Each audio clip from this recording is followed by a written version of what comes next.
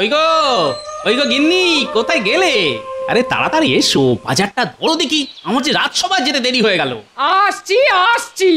তা এত চিৎকার করে বাড়ি মাথায় তুলছো কেন শুনি? করেছো তো এই সামান্য বাজার, তার জন্য আবার এত চেঁচামেচি? বাবা, কি? আচ্ছা, এই বাজারকে তুমি সামান্য বলছো? এটা যদি সামান্য হয় তাহলে অসামান্যটা কি শুনি? থাক অনেক হয়েছে, এবার দেখি কি এনেছো বাজার থেকে দেখি। এই তো চুনো মাছ, লাউ, পটল, আলু। কি? আমি যে তোমায় বলেছিলাম তোমার বড় শ্যালকের মেয়ের বিয়ে গো, হাট থেকে একটা ভালো দেখে শাড়ি কিনে আনবে, তা সেটা কোথায় শুনি? এই রে, একদম ভুলে মেরে দিয়েছি। আসলে হয়েছে কি গিন্নি, ওই বাজারে জিনিসপত্রের যে আগুন, কোনো জিনিসে হাত দিয়ে ছুঁয়ে দেখতে গেলেই না যেন ছ্যাঁকা লাগে। আমার ওই ভাগ্নিকে ওই পরে না হয় কিছু একটা দিয়ে দেবো। ওসব শুনছি না, তোমার এই কিপটেমি ধম্মেও সইবে না। হ্যাঁ আচ্ছা গিন্নি, তুমি বলো, বিয়েতে আশীর্বাদই হলো সবচেয়ে বড় উপহার, আর এই পৃথিবীতে মানুষ খালি হাতে এসেছে আর খালি হাতেই ফেরত যাবে। তা এইরকম কারণে অকারণে উপহার দিয়ে পয়সা নষ্ট করার তো কোনো মানে হয় না গিন্নি।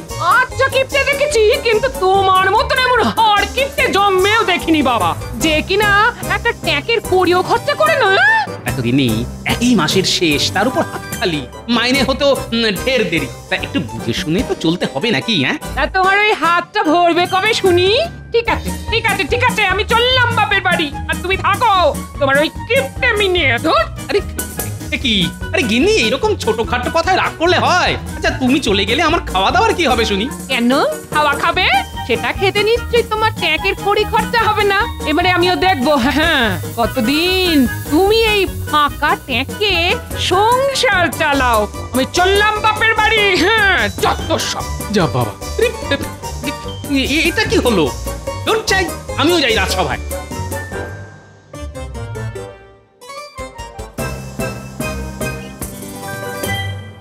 তা মন্ত্রী, এবার সভার কাজ শুরু করো। কি মন্ত্রী, গোপালকে কেমন যেন অন্যমনস্ক দেখাচ্ছে। দেখুন আবার কারোর পিছনে লাগার কোনো বদ মদল বাড়ছে কিনা। এই যে গোপাল, মহারাজ যে তোমায় ডাকছেন তা কি তোমার কানে যাচ্ছে না নাকি? হ্যাঁ হ্যাঁ বলুন মহারাজ। বলি, তুমি কি কোনো দুশ্চিন্তায় আছো গোপাল? মানে সেই রকম হলে তুমি আমায় নিঃসন্দেহে বলতে পারো। মানে তোমার এরকম মনমরা হয়ে থাকাটা আমার ঠিক ভালো লাগে না। না মহারাজ, আসলে হয়েছে কি, আমার গিন্নি আমার উপর রাগ করে না বাপের বাড়ি চলে গেছে। তাই তো শুনি যে গিন্নি নাকি বাপের বাড়ি গিয়ে বসে আছে। তুমি কি চুপ করবে মন্ত্রী? তা কি হয়েছে গোপাল, বলো শুনি। আসলে মহারাজ, আমার কিছু টাকার দরকার।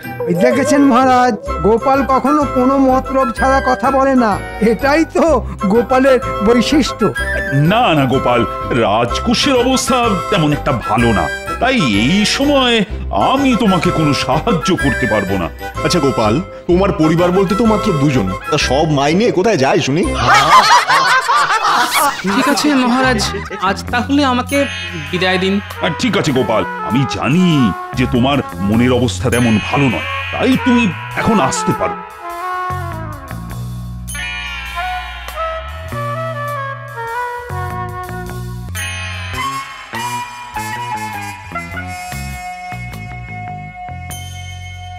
কি ভোলা, তুমি এরকম মাথায় হাত দিয়ে বসে আছো যে, কিছু হয়েছে? না গোপাল, কিচ্ছু হয়নি। আসলে ওই আমার কপালটাই খারাপ জানো। কেন গো, আমার মতো কি তোমার বউ বাপের বাড়ি চলে গেছে নাকি? আরে না গোপাল, আমার গিনি তো আমার বাড়িতেই আছে। আসলে ওই আমার মেয়ের বিয়ে হচ্ছে না। কেন বিয়ে হচ্ছে না কেন? এই দেখো না গোপাল, এই দেখো, এই একটু আগে ওই পাত্রপক্ষ মেয়ে দেখতে এসেছিল, কিন্তু তাদের নাকি মেয়ে পছন্দই হচ্ছে না। তার উপর আবার ওই গাদা পণ চাইছে। এখন তুমি বলো গোপাল, আমি এই সামান্য মিষ্টির ময়রা হয়ে এত পণ কিভাবে দিই বলো? ও এই ব্যাপার, তা আমার মতে তুমি ঠিকই করেছো, কারণ পণ দিয়ে বিয়ে করার পক্ষপাতী আমিও নই। এখন তুমি বলো গোপাল, তুমি বলো, আমার মেয়ের কি আর কোনোদিনও বিয়ে হবে না? আরে কেন হবে না, আলবাত হবে। আরে তার জন্য তো আমি আছি। তার মানে তুমি এই বয়সে আবার বিয়ে করবে নাকি? হ্যাঁ, এই দেখো, আরে না ভোলা, আমি কেন বিয়ে করতে যাব? কি যা তা বলছো না। আমি বলতে চাইছি যে তোমার মেয়ের বিয়ে করানোর ভার আমি নিলাম, হলো?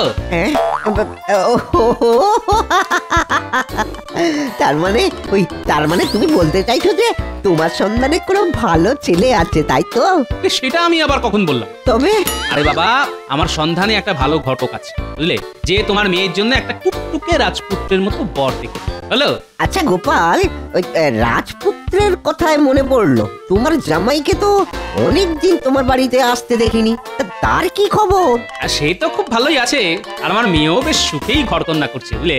এই বেটার ছেলে ঘটকই তো আমার মেয়ের এই সম্বন্ধটা আনলো, আর আমার এত বড় সর্বনাশটা ডেকে আনলো। কিছু কি বললে গোপাল?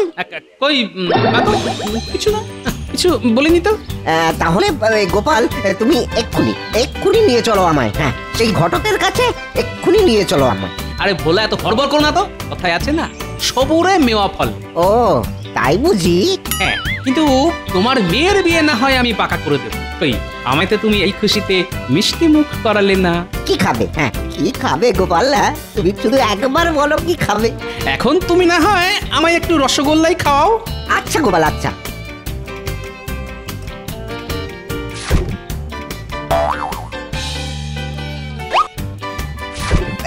এই নাও, খাও খাও খাও।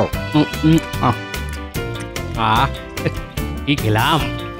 তাহলে বলা, কাল না হয় একবার তোমার বাড়ি থেকে ঘুরে আসবো, আর তোমার মেয়েকেও দেখে আসবো। আসবে তো গোপাল? ঠিক আসবে। হ্যাঁ রে বাবা, হ্যাঁ হ্যাঁ, এখন চলি, কেমন?